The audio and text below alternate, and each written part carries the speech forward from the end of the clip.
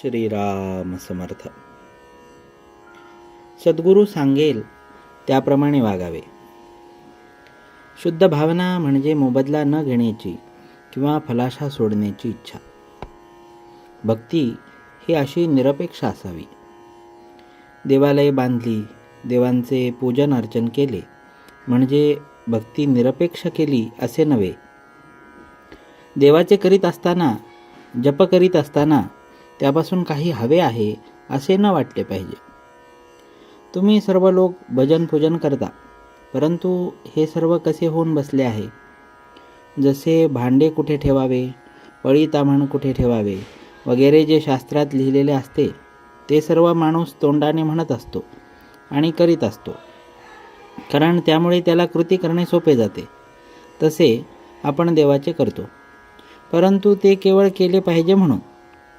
ती आपल्या घरातली एक प्रथा आहे म्हणून, आपल्याला देव आवडतो म्हणून नव्हे.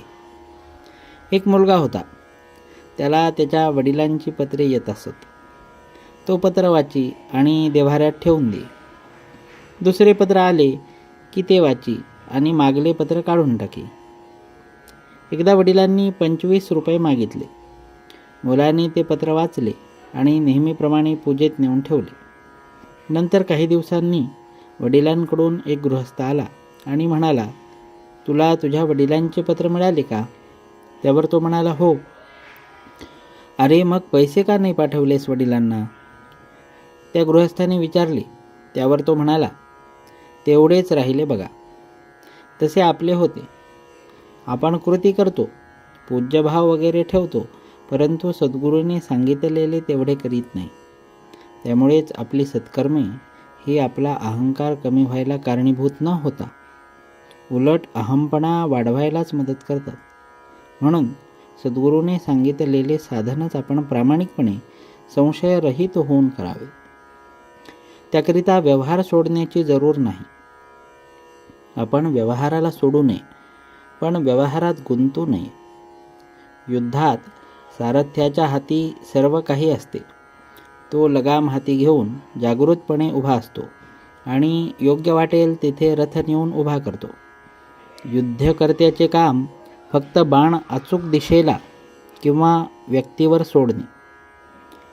त्याप्रमाणे आपले सर्व जीवन एकदा सद्गुरूच्या ताब्यात दिल्यावर तो सांगेल त्याप्रमाणे वागणे हेच आपले कर्तव्य ठरते. ज्याने जगाची आस टाकली त्याचे तेज पडणारच हे लक्षात ठेवावे. एखादा रुपया आपण उचलला तर त्याच्या दोन्ही बाजू जशा एकदमच हाती येतात, त्याप्रमाणे आपण प्रपंचात पडलो की आपल्याला परमार्थ हा पाहिजेच. परमार्थात भगवंताची गरज असते. ही भगवंताची गरज सद्गुरू त्याचे नाम देऊन भागवितात. आपण हे नाम निरंतर आणि श्रद्धेने घेणे आवश्यक आहे.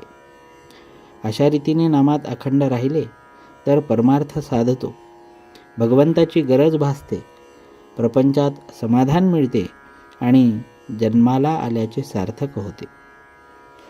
गुरुवर विश्वास ठेवून चिकाटीने व आवडीने नाम घ्यावे.